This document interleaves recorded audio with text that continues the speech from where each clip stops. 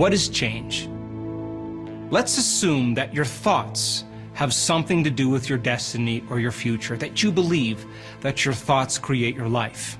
I mentioned that you think 60 to 70,000 thoughts in one day, and 90% of those thoughts are the same thoughts as the day before. So if you believe that your thoughts have something to do with your future, and 90% of those thoughts are exactly the same as the day before, then it makes sense then your life or your future isn't going to change very much. Because the same thoughts always lead to the same choices. The same choices always lead to the same behaviors. The same behaviors create the exact same experiences, and the same experiences produce the same emotions. And those same emotions begin to influence your very same thoughts. And everything in your biology stays the same.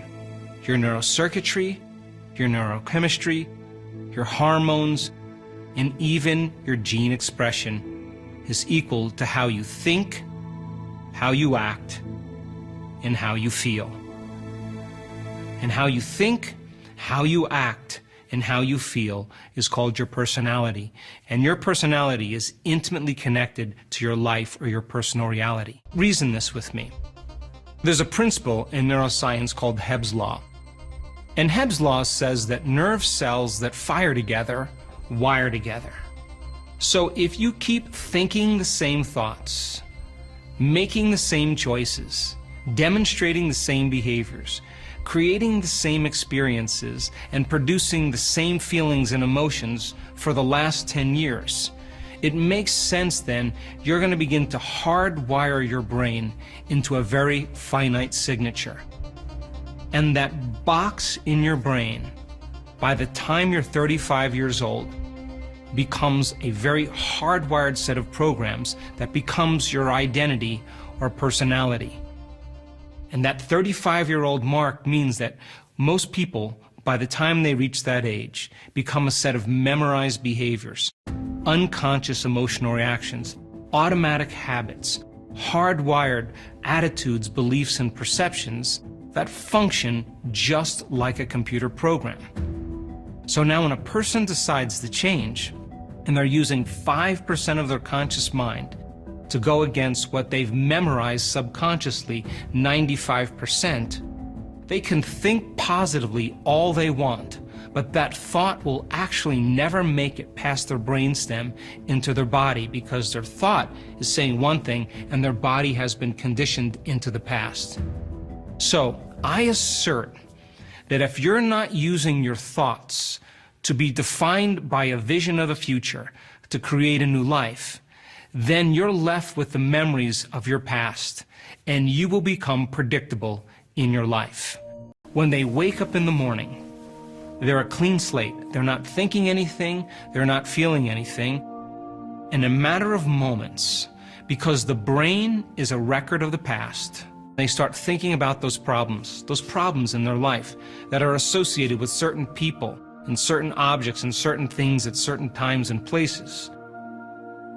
The moment they start thinking about those problems, they're thinking in the past because they are memories from the past. And every single one of those conditions or problems has an emotion associated with them. And the definition of a feeling or an emotion is a record of a past experience. And the moment they get in touch with those familiar feelings, and those feelings are driving their thoughts, and you believe that your thoughts have something to do with your destiny, we could say then they're thinking in the past. And as long as they're thinking in the past, their past will always be their future. Now, certain people, they get caught in these loops of thinking and feeling and feeling and thinking. Now, why does this happen? If feelings and emotions are the end product of past experiences, and you can remember experiences better because you can remember how they feel, we could say then that the stronger the emotion you feel from some problem or condition in your life, the more altered you feel inside of you, the more it's going to wake you up and you're going to pay attention to what's causing it outside of you. And when you narrow your focus on the cause, the brain freezes an image and takes a picture. And that picture becomes the memory embossed in the brain. Now, people tend to think neurologically within the circuits of that past experience, and they tend to feel within the boundaries of those emotions, which are chemicals. And of course, how they think and how they feel becomes their state of being.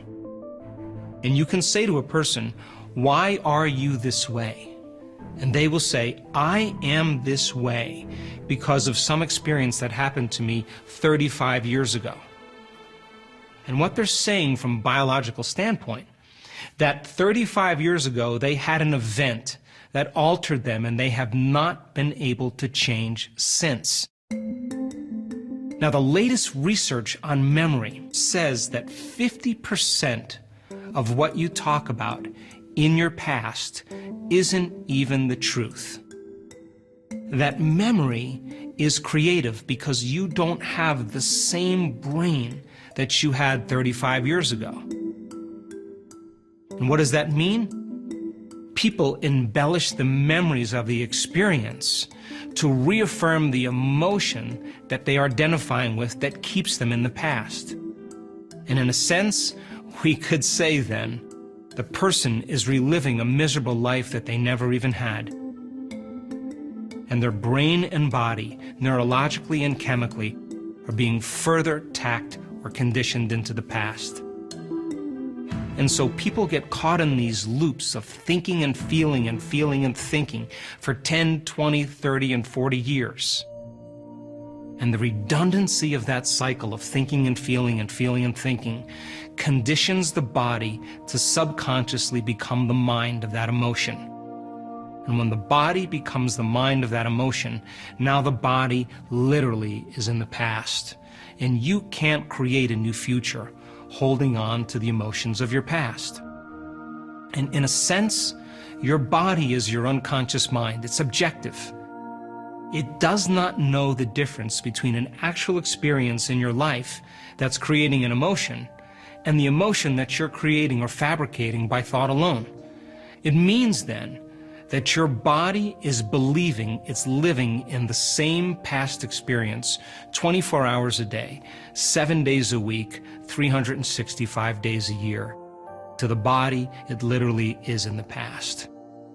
So then to change then is to be greater than your body, to be greater than the conditioning of the body living in the past. Now, what do most people do once they reaffirm the thoughts and feelings, their state of being that keep them in the familiar past? They start to crave the predictable future. So, living in the familiar past is living connected to everything known in your life.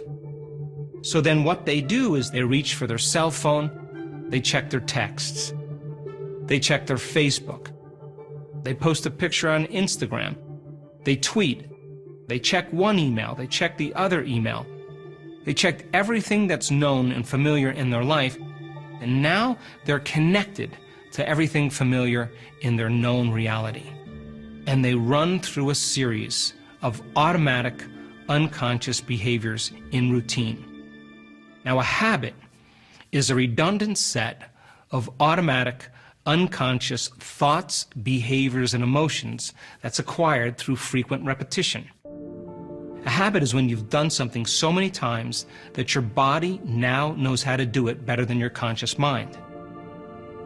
So if a person has been living in the same routine for years on end, their body now is on autopilot and it's dragging them as the mind into the predictable future. And they've lost their free will to a program. Now it's no longer that their personality is creating their personal reality. Now their personal reality is creating their personality. And we can say that their environment is controlling how they feel and how they think. So then you say to a person, "Why are you so upset today?" And they'll say to you, "I'm upset because of this person or this thing in my life." And what they're really saying is, that person or that circumstance in their life is literally controlling their feelings and thoughts. And if that is the case by very definition, It means then that they are the victim to their life, and that is the unconscious program that they're living by.